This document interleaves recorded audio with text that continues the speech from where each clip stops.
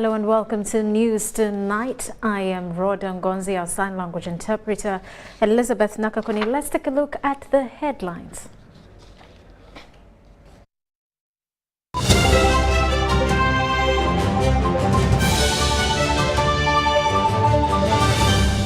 Brought to you by How to get points.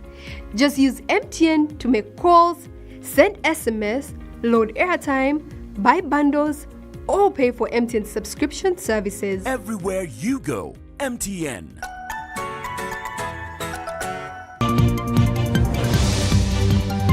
The First Lady Education Minister Janet Museveni commissions Seed Secondary School in Chaka to refugee camp.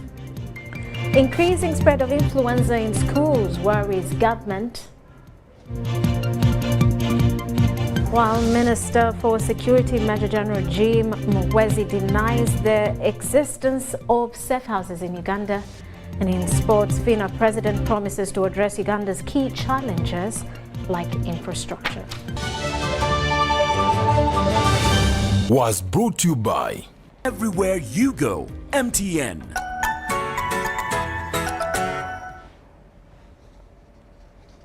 Hello, once again, let's dig into it. President Yoweri Museveni has said fair elections where political actors rely on numbers and not tribes to form alliances helps bring unity. He said during civil wars, tribal wars sometimes occur. President Yoweri Museveni was today holding bilateral talks with His Excellency General Abdel Fattah Abdulrahman Al-Burhan, the chairman of the Transitional Sovereignty Council of the Republic of Sudan. General Abdel Fattah is in Uganda on a one-day official visit at the invitation of President Yoweri Museveni. He was accompanied by a high-level delegation of ministers and other senior government officials. Now, on the bilateral relationship, President Museveni said the best thing is for the Joint Permanent Commission to meet and agree on what to do to improve trade between the two countries. They agreed to reactivate the meetings of the Joint Ministerial Commission and Joint Political Consultative Committee and directed the ministers responsible for foreign affairs to convene the 7th session of the Joint Ministerial Commission and the 5th session of the Joint Political Consultations Committee as soon as possible.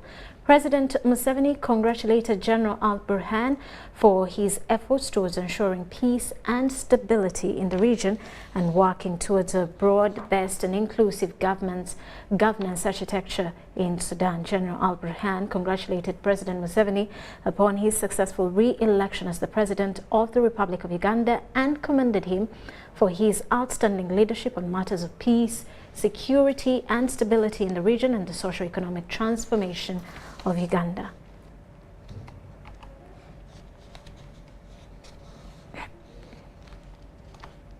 Now, the Minister for Education and Sports, Janet Museveni, has commissioned 600 people per capacity secondary school in Chaka to refugee settlement camp, Chegogo district. She reiterated government's commitment to empower refugees. Let's take a look. The Makerere Senior Secondary School in Chaka 2 refugee settlement has the capacity of 600 people, with 35% students from the refugee host community. While opening this structure, Minister for Education and Sports, Janet Museveni, emphasized giving opportunity to displaced people. Very well. Education is a major intervention in the settlement of refugee communities because it gives hope to the refugee children and their parents. She expressed government commitment of equipping refugees with the skills required in the job market. Particularly from an educational perspective, the government partners with various donors who assist in establishing schools and training centers to equip refugees with formal education and practical skills such as tailoring, carpentry, building, metal fabrication, to enable them become competitive in the job market. The United Nations High Commission for Refugees urged government to support the sustainability of education systems in refugee settlements. We want the teachers working for refugees to be paid by the same system of teachers, covering host communities. And we will do that as long as necessary and as long as we don't have a successor arrangement that is sustainable. This is the second post-primary school in the refugee settlement constructed by Finchurch Aid organization funded by the US government. 2 post-primary schools in this refugee settlement are overwhelmed and are resorting to double shift system. Education minimum standard says a school should not have more than 1,500 students at a school. But we have, in refugee settlements, we have schools with 4,000, with 5,000 children. Leaders of Chegegwa district appeal to the Ministry of Education and Sports for grant aid towards uplifting education standards. The human resource, the district has a total ceiling of 614 against the need for 1,005 teachers to address the teaching gaps. We request to pilot the presidential initiative on skilling the girl child and provide opportunity for male engagement to protect the girl child, especially in the rural areas like Chegegwa district. Finchurch Aid has committed 1.2 billion shillings to upgrade 68 schools and construct 3 secondary schools in 4 refugee settlements of Chakatu in Chegegwa district, Ramwanja in Kamwenge district, Bidibidi in Yumbe district, and Parolinia of Obonji district. Abdul Nasolo Lubwama, UBC News. And Kwania District Education Officer has been arrested on orders of State Minister for Sport, Dennis Samson Obua. Obua was in Kwania District to commission Oduku Seed Secondary School, which is among the 117 seed schools being commissioned throughout the country built under UGIFT program. However, the minister discovered that 14 computers out of the required 28 were missing from the package towards the seed school. Police cornered Kwania District Education Officer, also the chairperson contract committee for Aduku Seed Secondary School. Andrew Mono was arrested on orders of State Minister for Sports Dennis Samson Obua, who was in Kwania to commission Aduku Seed Secondary School. On arrival, the minister was in good spirit after seeing the beautiful structures erected on this 15-acre piece of land. Did we use towards buying a vehicle from UBC? The business turned unusual as Minister Obua began checking all the supplies one by one, including measuring the football field length. In the computer lab, only 14 out of 28 computers were supplied, and further interrogation revealed that over 200 million meant for the project was diverted by the district to purchase the DO's car and road opening. We used 172 million. So what is our plan of buying the additional 14 computers? In an attempt to cover the mess, they again diverted the school facility grant meant for purchasing desks in primary schools to complete the project. As the RDC says, we lack guidance. I see probable criminal cases. And upon the DPC, there you are. I would want to see you in action before I leave. The First Lady and the Minister of Education and Sports, and indeed the entire NRM government, are zero tolerance on corrupt tendencies. After the DO's arrest, Obua commissioned Aduku Seed Secondary School. We need the current generation at least to have something. Can you imagine the all over Gwishiri Primary School has 25 desks, and you will hear where money for school facilities grant that should have been used for purposes of buying desks for primary school is going. No power supply to the school. We need urgent extension of hydroelectric power to this school so that our computers which are being brought, even if they're few, they should be installed, and our learners to take opportunity of that. Aduku Seed Secondary School is among the 117 seed schools whose construction commenced in 2018-2019 under Uganda Intergovernmental Physical Transfer Program and will be followed by 115 and 27 schools in Phase 2 and Phase 3 respectively. Eddie Olwa, UBC News. Meanwhile, government has urged school heads to implement the set guidelines issued by the Ministry of Education and Sports at the issued by the Ministry of Health to reduce the spread of COVID-19 in schools. While addressing the press at the Media Center in Kampala, State Minister for Primary Education Joyce Moriko-Kaduchi revealed that there is an increase of flu and cough in schools due to non-compliance to the SOPs. Research conducted by Ministry of Health following reports of increased flu and cough in schools. Out of the 198 samples taken in one of the schools in Wakiso district, 58 had influenza A and 2 learners had influenza B. Receive these numbers, A, B, according how it comes. Right now we have SARS-2 because SARS-1 came, or was discovered much earlier. So influenza A and B, they came in different sequences, but like Dr. Henry has said, influenza A is more virulent, is most aggressive.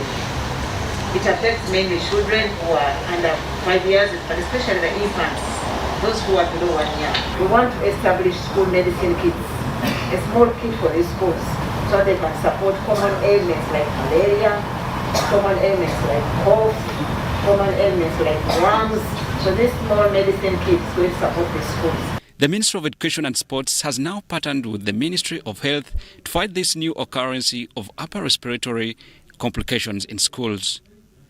State Minister for Primary Education Joyce Moriko-Kaduchi says school heads should comply to the set guidelines issued by the Ministry of Health to counter the spread of COVID-19. We are calling upon school authorities to strongly implement adherence to standard operating procedures such as use of face masks at all times and high hygiene, hand washing, in classes, dormitories, and all service points in all school environments. We are calling to action school authorities to improve and report early and follow up of cases. Joshua Kagoro, UBC News.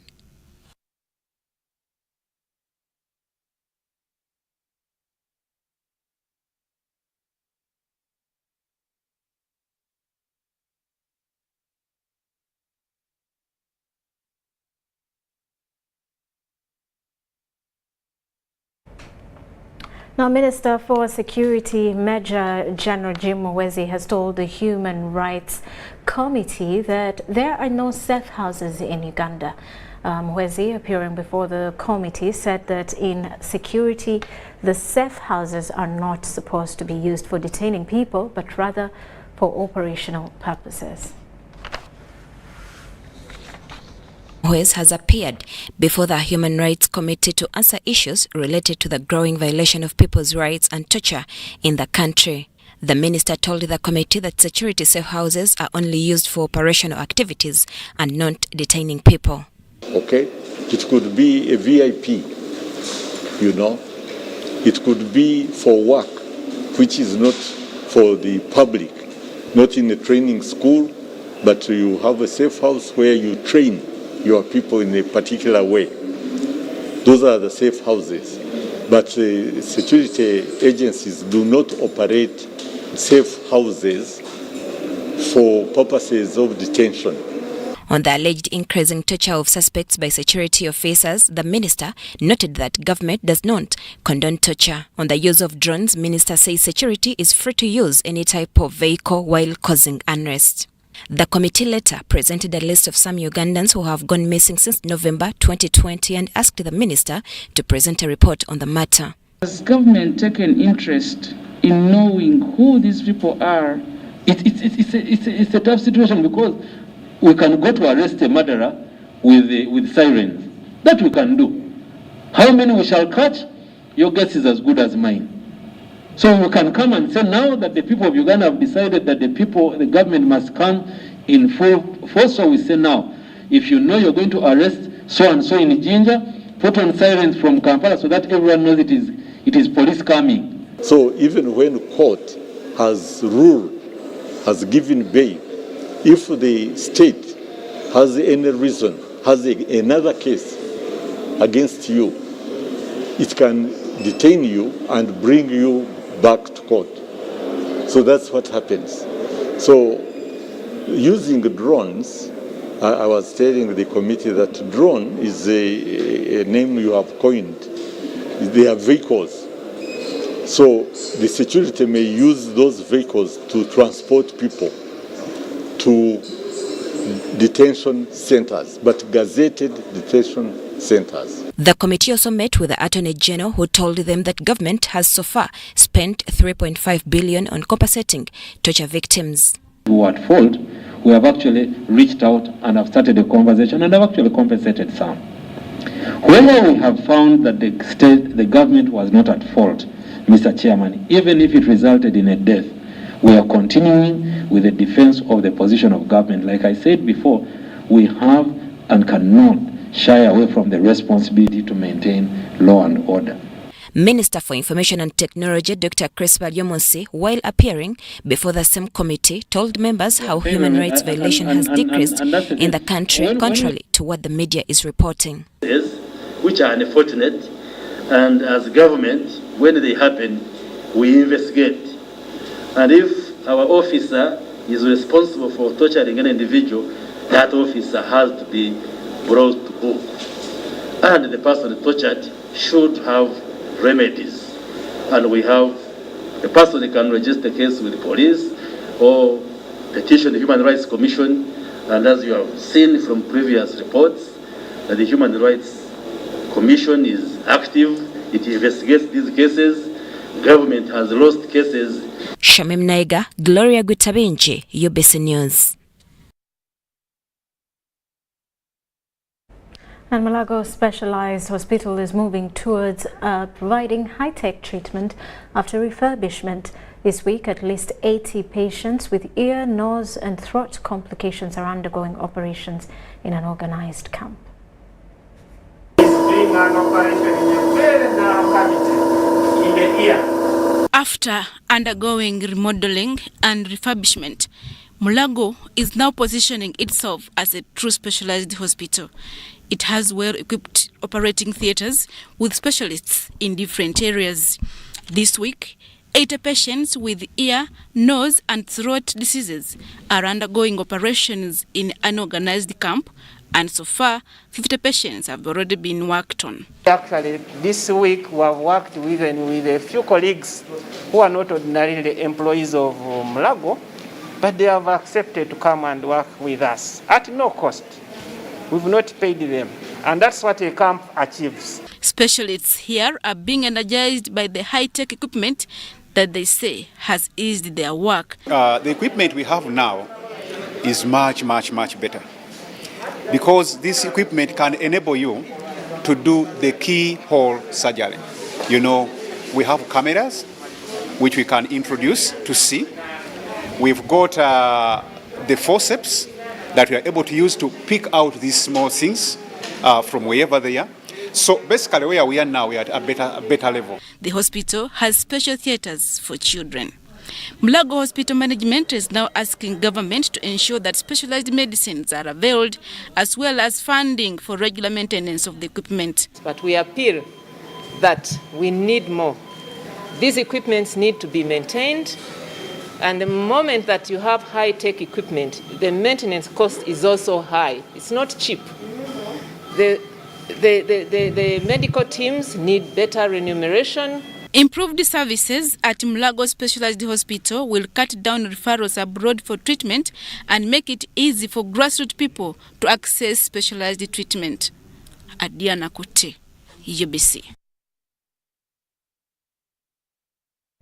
Meanwhile, Uganda Cancer Institute has developed a cancer control plan which will enhance care for children with the disease.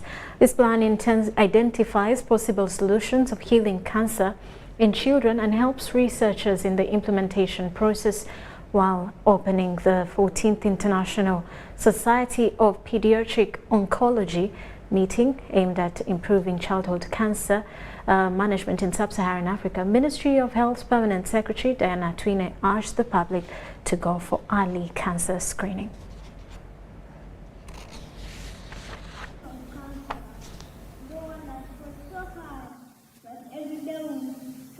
Uganda has hit a 50% survival rate of children with cancer and hoping to get to 80% in the year 2030. This is low to phase out cancer disease among children. The Uganda Cancer Institute has implemented a cancer control plan to improve access to care. We have developed a national cancer control plan. And this cancer control plan is detailed that if it is implemented, it will take us there. It will take us where we want it to be.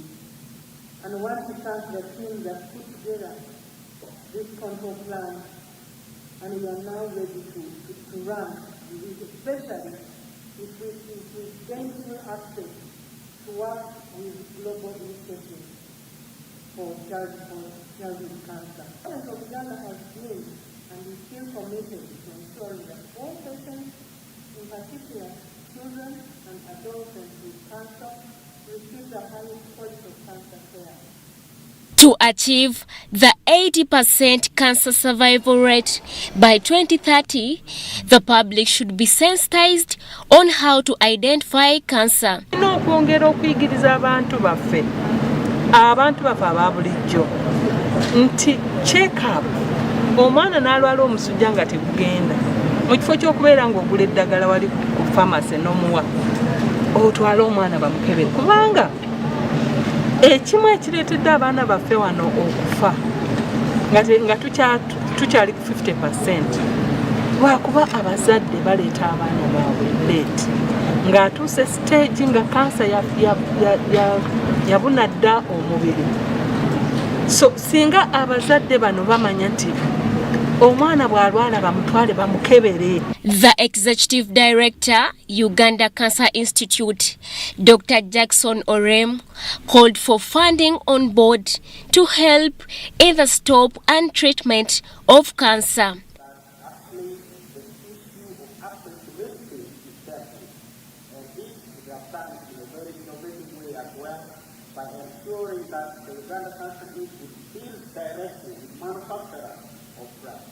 Over 27 countries from the African continent attended the meeting, Survival Rate of Children with Cancer. Irene Faith Nantongo, UBC News.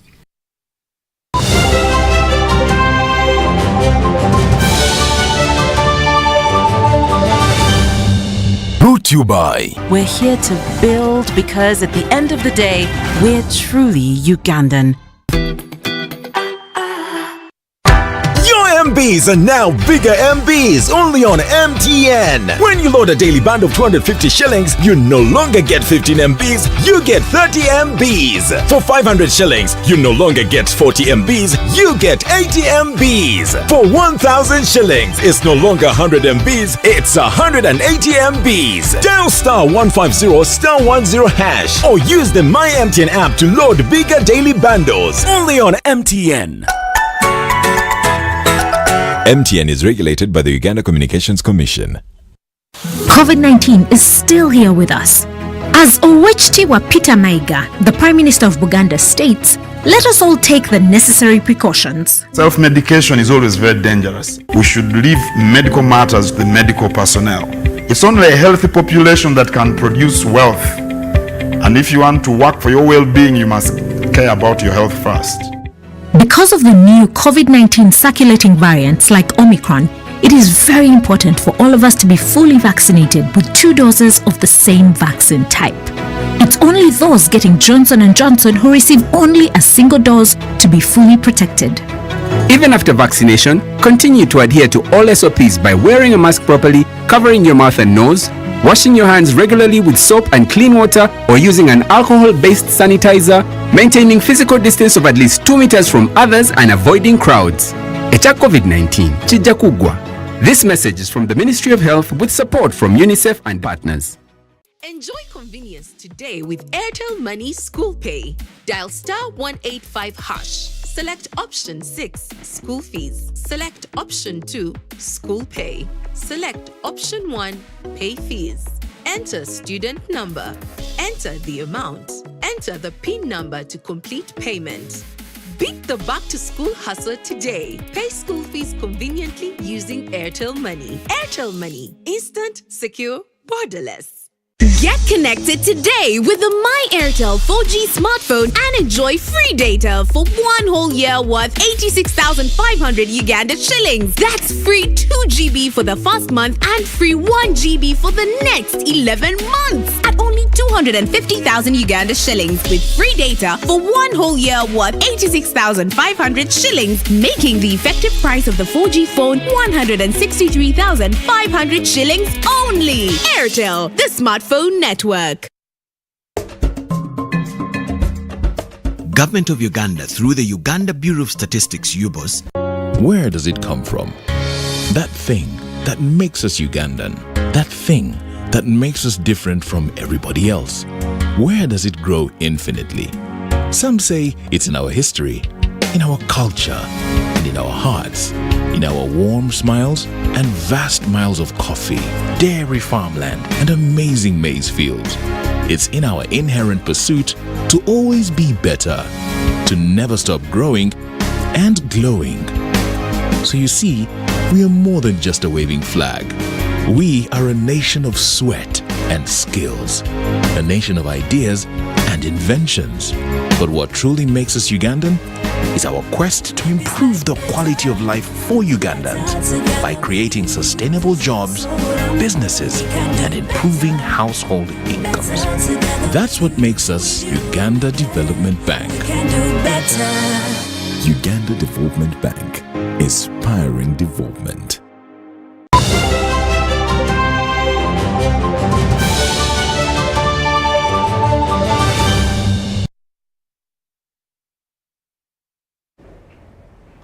Welcome back. You are still watching News Tonight.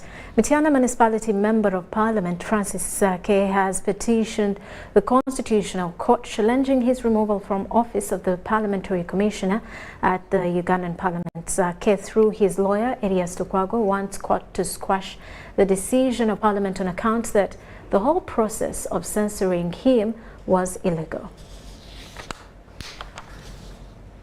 Last week censured Mityana Municipality Member of Parliament Francis Zake, with the vote to remove him from the position of Parliamentary Commissioner. Francis Zake, through his lawyer Elias Lukwago, has petitioned Constitutional Court, challenging the process of censuring him from the docket. Zake was filed the case against the Attorney General, asserts that the prior parliamentary decision was contrary to the Constitution and the rules of procedure of Parliament. Katuntu Committee had presented this report with a recommendation that the Honorable Zake should apologize. That's when they smuggled in now the petition of censure. At that particular moment, they had no authority or powers whatsoever. They had no jurisdiction to deliberate on that Mapendu's petition. Rather, yes, motion as well as the motion of one. They smuggled in those two motions. In the petition, Zake challenges the quorum on the day of his censure, which was conducted by 166 members of Parliament, of which 155 voted in favor, while 4 voted against, and 2 were invalid votes. No, they needed a vote of not less than 250 members if they were to proceed legally.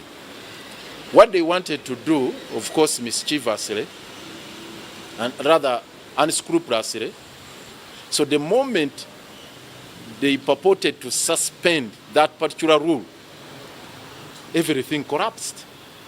Because that is the particular provision which empowers them, which gives them authority to conduct that vote.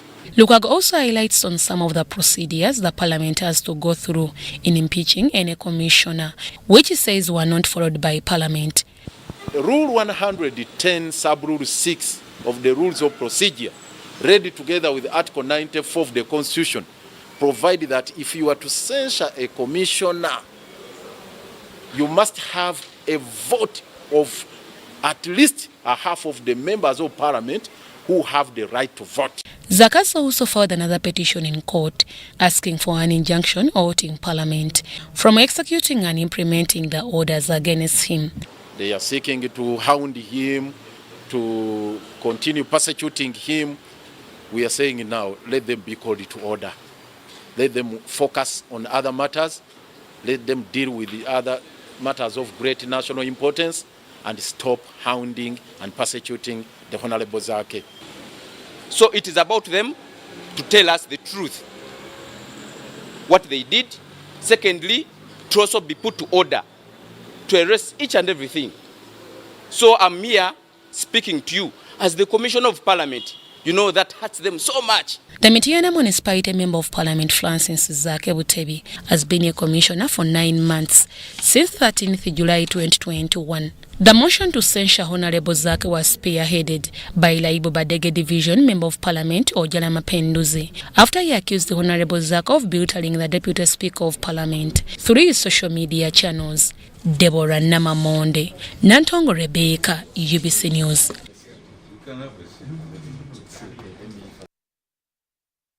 The Governance and Security Program Annual Report for the financial year 2020-21, compiled by the Office of the President, has revealed that access to justice and the public satisfaction in the justice service has risen from 59% to 70%, with democracy index rising from 6.5% to 8.6% over the same period.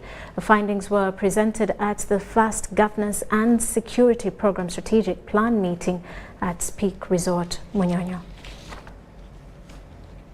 Some remarkable achievements in Uganda's governance and security sector, corruption in the judicial system, coupled with lack of civic education and voter education, are still some of the major challenges. Other challenges include inadequate appreciation of multi-party democracy by Ugandans, which has led to the friction among individual members of parliament and their parties, delays in the processing of the parliamentary bills, among others. However, there was some remarkable increase in the access to justice and people's general satisfaction in the justice system from 59% to 70%, and the democracy index rising from 6.5% to 8.6%. The findings are contained in the Governance and Security Program Annual Report compiled by the President's Office for the financial year 2020-22 and presented at the first Governance and Security Program meeting at Peak Resort, Munyonyo.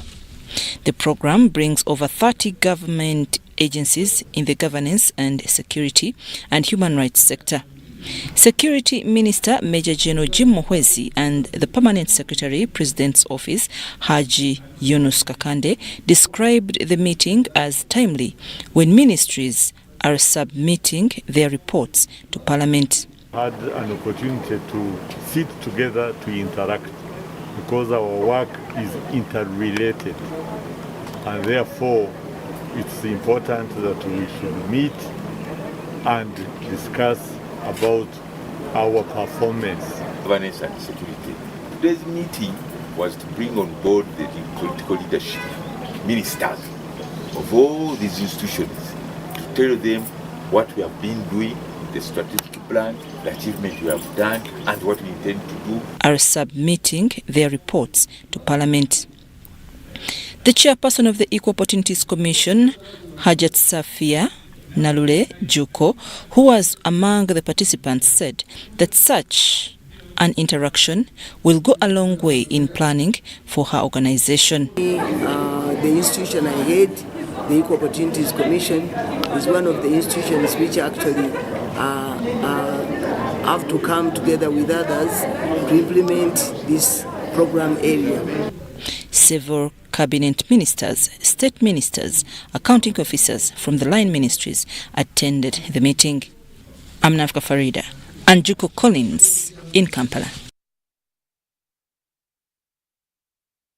And Makerere University will reconstruct the iconic main building that was destroyed 2 years ago in fire. The Vice-Chancellor of Makerere University, Professor Barnabas Nawangwe, says the destroyed structure will be pulled down and the new one constructed. Makerere University is soon to embark on the reconstruction of the iconic main building that was gutted by fire in September 2020. The Vice-Chancellor, Makerere University, Professor Barnabas Nawangwe, says the destroyed structure is to be pulled down and the new one be constructed altogether. Professor Ngonzi says the restoration of the iconic building will be completed by October this year as they celebrate 100 years of existence. The reconstruction of the main building will cost 20.5 billion shillings. On Monday, we handed over the site to Excel Construction with instructions that the building must be restored exactly as it was before it was burnt. We have got the necessary drawings, but also they have the remains of the building which they can utilize to ensure that they restore the building exactly the way it was before the fire.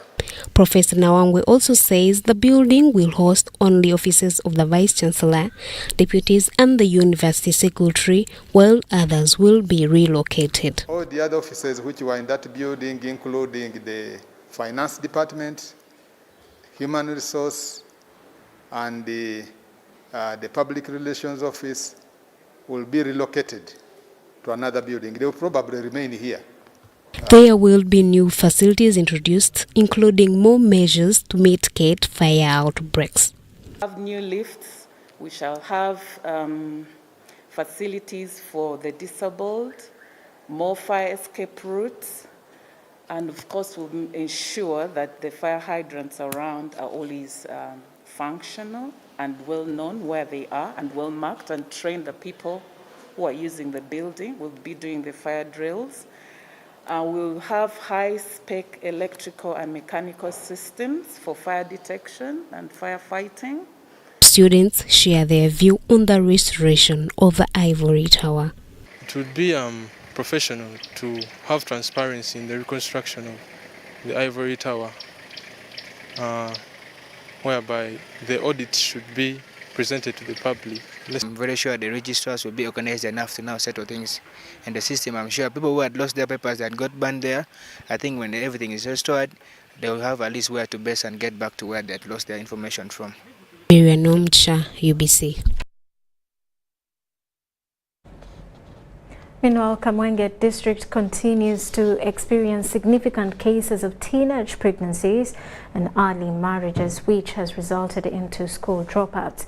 Police, along with Youth Integrated Development Organization (YEDO), have embarked on a learners sensitization campaign in schools in Rwenzori sub-region to curb the vice. Child marriage and defilement cases of girls between the age of 13 to 16 years are common in Rwamwanja refugee settlement camp, followed by Kahunji and Biguli sub-county in Kamwenge district. A study conducted by Kamwenge district between 2020-2021, which tracked sexually active schoolgirls aged 13 to 16 years, found that 60% of girls dropped out of school due to pregnancy. Of 10 are married off, 11 married. In fact, they are in sex, illegal sex, not even marriage, because by definition marriage is between two consenting adults.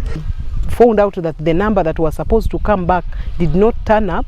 Of course, we suspected it could have been some of our girls could have fallen culprits of the same situation because the lockdown was too long for them to bear the situations. Out of 44,000 pupils who sat for PLE, 4,972 completed senior 4 and only 410 managed to complete their advanced level of senior 6. I've found out that the use of drug is escalating. We have found out that stealing in of electronic devices that does take their time for study is high.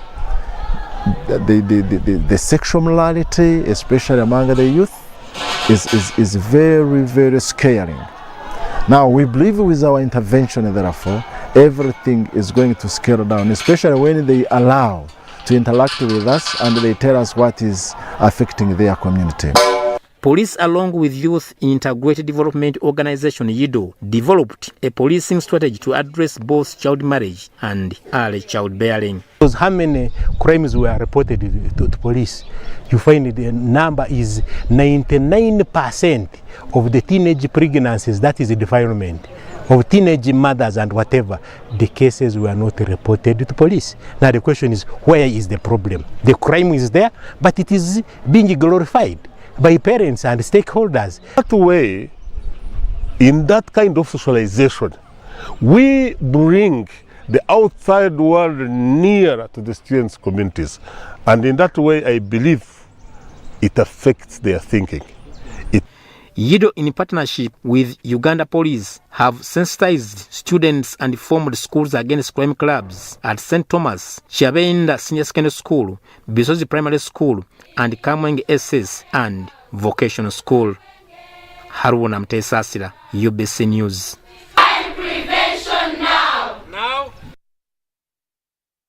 Leaders from 9 districts of Karamoja sub-region are gathering in Moroto for the regional council meeting, have agreed that government opens up security roads, cross-border roads, give guns to every village in Karenga and Nabila Tuk. Animals disappearing from army barracks, compensation of lost animals and lives, hunger among others topped the council meeting. The Minister for Karamoja Affairs, Dr. Makerere Kitutu, promised that all the issues will be addressed. The meeting was addressing the increasing insecurity within the region. The 9 district councils and 2 municipal councils of Moroto and Kotido from Karamoja sub-region have held the regional council meeting in Moroto district, where Minister for Karamoja Affairs, Dr. Makerere Kitutu, officiated the meeting. She promised government support to council resolutions. Procuring 10,000 iron sheets and 50,000 breeding goats for the communities. The modalities will be agreed, the modalities for distribution will be agreed with the local government leaders and the members of parliament. Recoveries, compensation of lost animals and lives, hunger topped the meeting. Unfair identification of cows is a source of insecurity. You impound the cows and hand over the cows of innocent person to the complaining community, you have caused insecurity. We have to agree whether you want it or not. That's the source of insecurity. And to give us 5 guns per village if we have to avert this. And these guns will go to able-bodied young men who shall be identified by the community. And I want to... Leaders were concerned over missing animals at army detaches. The State Minister for Works, Musa Ichweru, wants all army commanders transferred. The disappear from the detaches where they are protected. Where will they go? From all the statements I'm hearing, you, the division, seem to have a problem. You seem to have a problem. And these people are very polite. They say, will they promote you and take you? I am going to tell Musa if I get a chance, take Baluku Dembe and his team away from Karamoja. A person Karamoja Parliamentary Group, Remigio Achia, asked government to protect the animals. We need auxiliary forces. We need LDUs back. We need LDUs back. Because these criminals are going for soft targets. They are going for civilians. They are breaking houses. The 3rd Division Commander, Brigadier Joseph Paliko Dembe, decried limited human resource. There are still gaps in the deployment associated inadequacies in manpower to cover profile raiding corridors, porous borders, and routine operations. Leaders wanted all ministries to attend the meeting.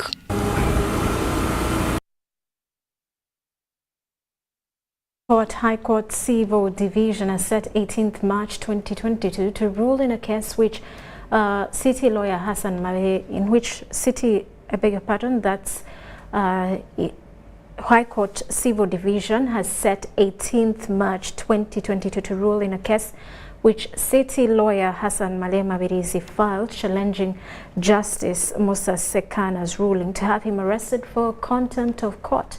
Now, Mabirizi says the case before Justice Musa Sekana was heard expert, leading to the decision of him being arrested.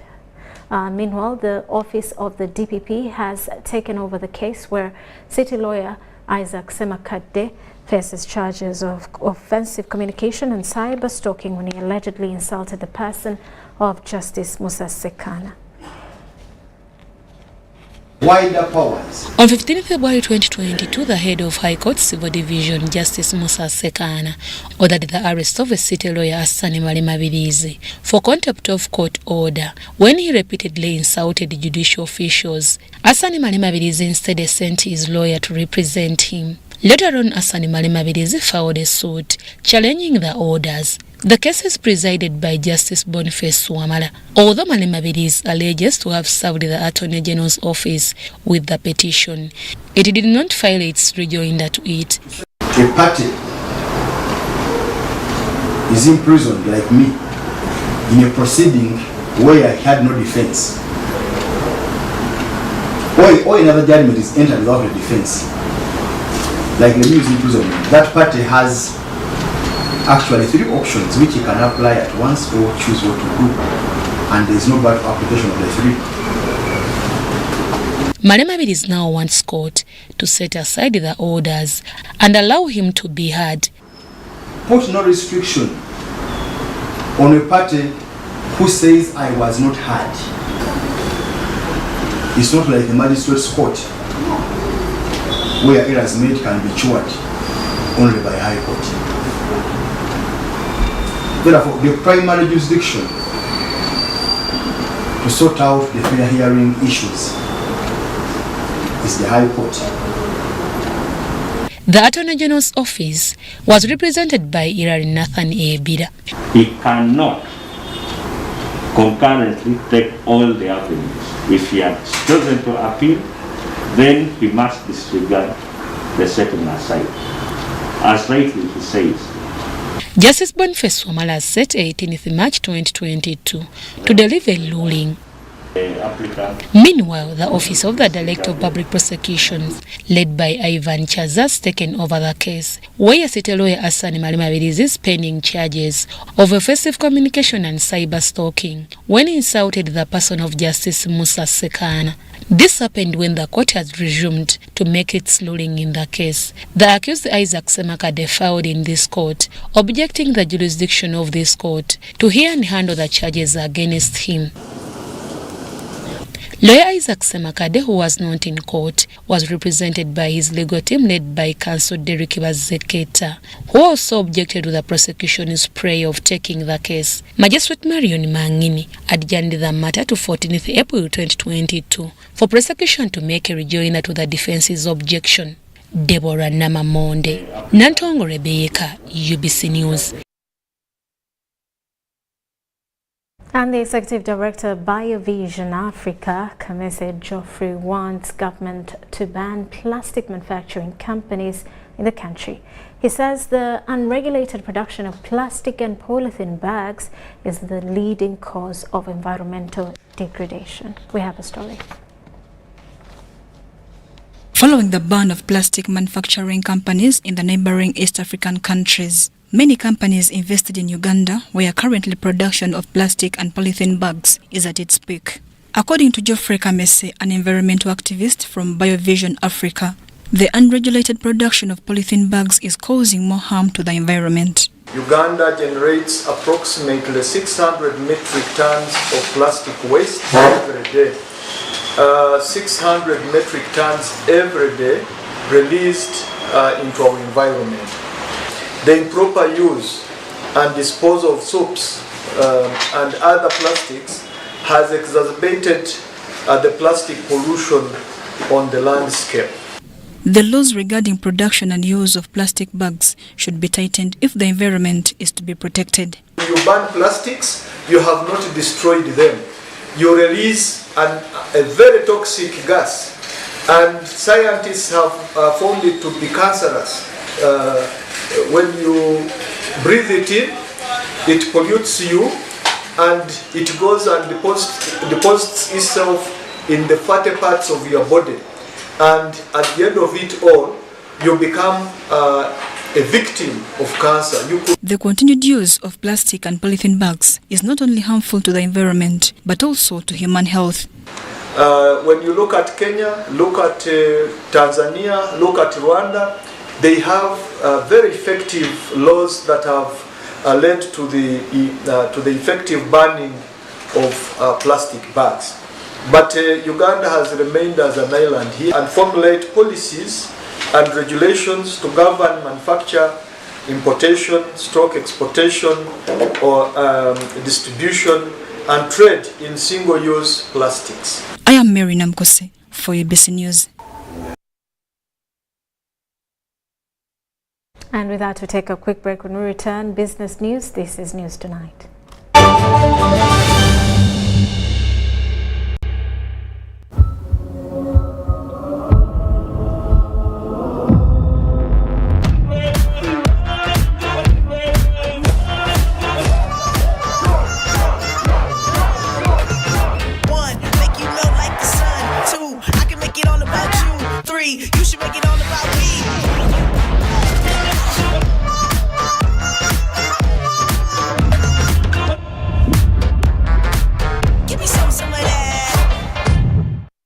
COVID-19 is still here with us. As Owechtiwa Peter Maiga, the Prime Minister of Buganda, states, let us all take the necessary precautions. Self-medication is always very dangerous. We should leave medical matters to the medical personnel. It's only a healthy population that can produce wealth. And if you want to work for your well-being, you must care about your health first. Because of the new COVID-19 circulating variants like Omicron, it is very important for all of us to be fully vaccinated with 2 doses of the same vaccine type. It's only those getting Johnson & Johnson who receive only a single dose to be fully protected. Even after vaccination, continue to adhere to all SOPs by wearing a mask properly, covering your mouth and nose, washing your hands regularly with soap and clean water or using an alcohol-based sanitizer, maintaining physical distance of at least 2 meters from others and avoiding crowds. Echa COVID-19, chija kugwa. This message is from the Ministry of Health with support from UNICEF and partners. There have always been hard times, but these days are harder than most. Everyone is hurting. Everyone needs help. But some among us are asking the question, what if we didn't have to go through life's hardest moments alone? What if we were in it together? And just by asking that question, he changed my son's life. He created an online crowdfunding platform for Ugandans to help raise money for each other. Thank you, Nixon, for helping me. This is a story of a regular Ugandan just like you, who harnessed the power of technology to provide a solution for us. How about you tell us your story? UG needs more of you. To share your story, visit airtel.co.ug/UG needs more of you or call or SMS 162. Airtel, the smartphone network.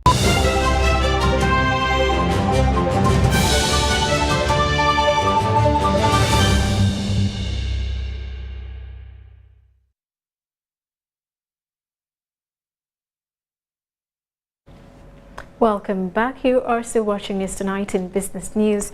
Uganda's participation at the Dubai Expo has attracted potential investors for Uganda's agricultural produce. Our reporter, Rahma Ali, interacted with Uganda's consular in the United Arab Emirates, Dr. Sam Omara, who highlighted avenues locals here can benefit from. Uganda 2020 Expo Pavilion theme was agriculture and farming, yielding fruits for potential investors from different companies in the United Arab Emirates, creating investment opportunities for Uganda. Uganda had a target of $4 billion by the start of 2020 Expo in October, but have so far surpassed their expectations, says Dr. Sam Omara at the Embassy of Uganda in Abu Dhabi. Our target at Expo 2020 was to at least attract FDI worth $4 billion to the country. And as you're aware, our country is mostly an agricultural country. We attracted Elite Agro, which is a company based in the UAE. And Elite Agro is going to focus on processing tea. And they went and surveyed 7 areas because they intend to establish 7 factories, and each factory is worth about $500 million. And these factories were going to be set up in Zombo, in Ruchiga, in Kisoro, in Shema, in Buhweju, in Bushenyi, just to mention but a few. Now, the total cost of those factories will come to about 3.5 billion.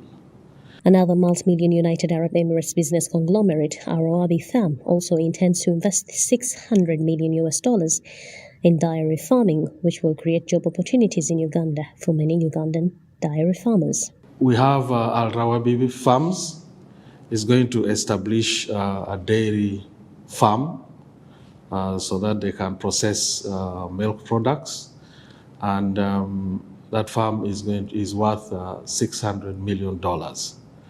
So if you look at that, you see that we have so far surpassed what we had targeted. So that means that our participation at Expo 2020 has been a success. Now, there are a number of areas that Ugandans can focus on. For instance, in poultry, there is a demand, a very large demand for eggs. There is a large demand for fruits and vegetables. You know, as you're aware, this country does not have sufficient farmland. So Uganda can focus to be the food basket for UAE as well.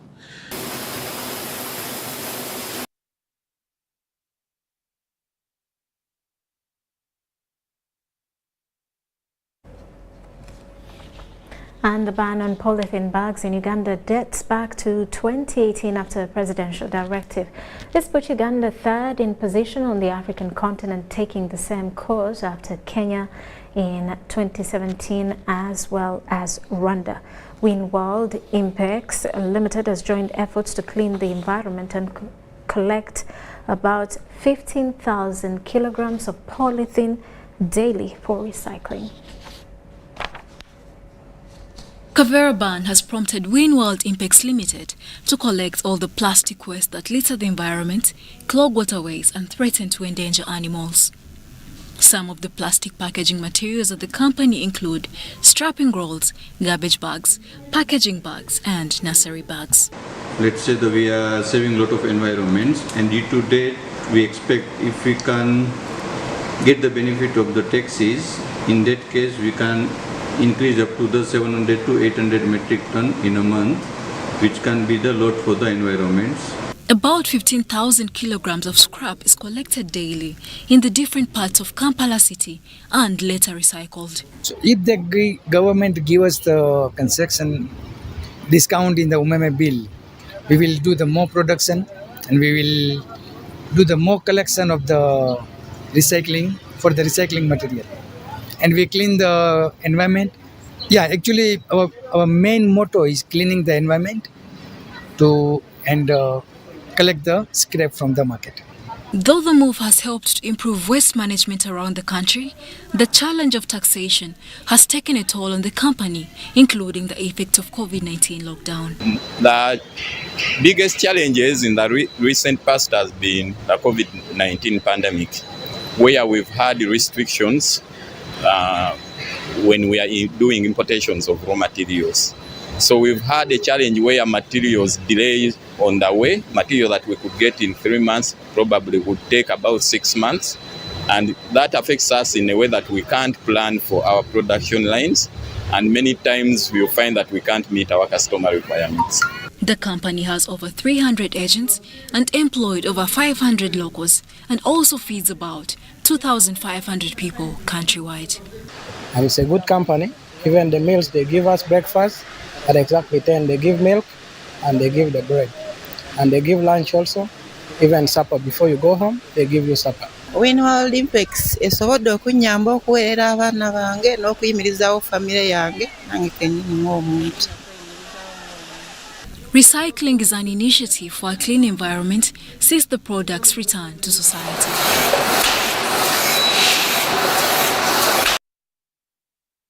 And And Uganda is targeting China's massive population to grow its agricultural exports and grow trade volumes with one of its biggest trade partners. This was disclosed at the Uganda Coffee Day 2022 held in South Coffee Frontier Hub, Guangzhou, Uganda Manufacturers Association. The function also marks the 60th anniversary celebration of the diplomatic relationship between China and Uganda. Day 2022, which involved a professional cupping session of coffee samples, sought to strengthen bilateral ties between Uganda and China and also promote the flagship Robusta coffee. There's a Chinese population of 1.4 billion. If only we can get anything up to about 350 million cups of coffee a day. Okay, that's 100 cups of coffee of Uganda coffee. That'll be a fantastic achievement. And I'm sure that the MD here will be able to achieve that in a very short time. The demand for Ugandan coffee on the Chinese market has grown over the years, but the target of exporting at least 1.8 million bags per annum is yet to be achieved. To increase the import of coffee and other agricultural products from Uganda is one of our priorities for the embassies. We hope to see more import of these fine quality agricultural products, including coffee. I know the coffee already being in Chinese market. We are one of the first in the Chinese market, so there is presence and visibility of Ugandan coffee. So we are not starting from scratch, and some of the initiatives we have come up with our coffee promotion strategy is online marketing, where we can have the youth, actually even here in Uganda, trading online. They don't have to be in China. Besides commercial diplomacy being fronted by government, there is increased public and private sector collaboration geared at growing exports. One such initiative is the ongoing Dubai Expo 2020. Traditionally, we have been focusing on Europe, but Middle East, they have quite a good disposable income, and they are joining coffee drinking culture. So this is also a good boost to our coffee farmers. Get organized in the coffee organizations, cooperatives, and access the markets rather than exporting through the big multinationals. Despite China being one of Uganda's biggest trade partners, there is a glaring disparity in trade volumes. In 2019, Uganda's exports to China was valued at $40.4 million, while China's exports were worth $741 million. Charlotte Amuge and Dennis Igor for UBC News.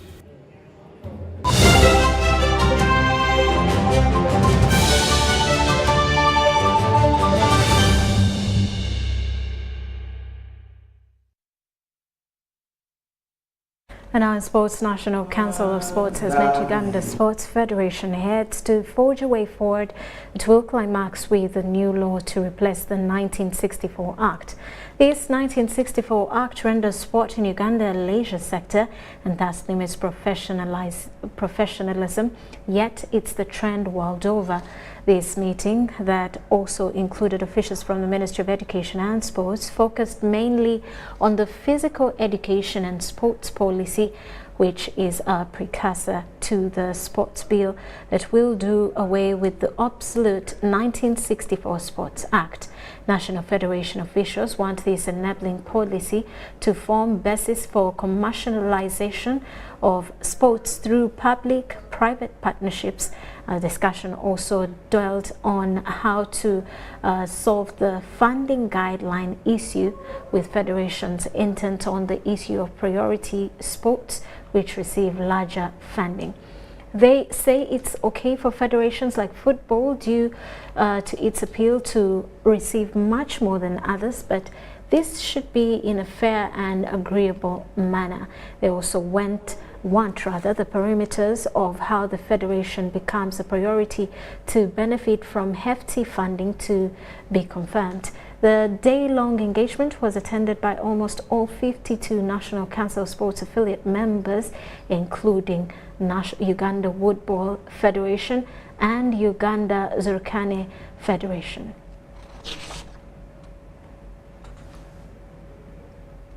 We shall allow for News Tonight. Thank you for sticking with us. Elizabeth Nakakoni, our sign language interpreter. I am Rhodah Ngonzi. We'll leave you with Lithuania Juliet with a weather update. Good night. Evening. Thank you for keeping it UBC. I'm Alitwela Juliet from Uganda National Meteorological Authority. Sunny intervals dominated most parts of the country in the morning hours, with isolated rains for areas in the southern sector, central, north, and a few areas in southwestern Uganda. Later in the afternoon, we've had hazy conditions dominate most parts of the country, together with isolated rains for some areas in Lake Victoria Basin, southwestern, and still central north regions. By 9 a.m. this morning, we've had rainfall report from different stations we have across the country. Bududa reported 25 millimeters, Toro 22.4 millimeters, Kabale 11.4, Ras Jinja reported 3.2 millimeters.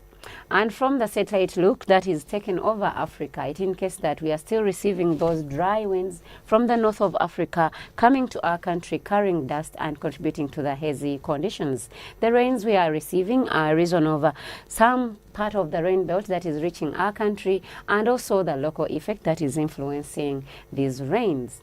For tomorrow morning, we shall have light rains for areas in the eastern, northeastern. Around the lake, we shall have thunder showers, light rains still for southwestern Uganda. Elsewhere, we shall hold on to sunny intervals. Later in the afternoon, we shall have sunny intervals for the eastern and the northern region. Elsewhere, we shall have isolated rains.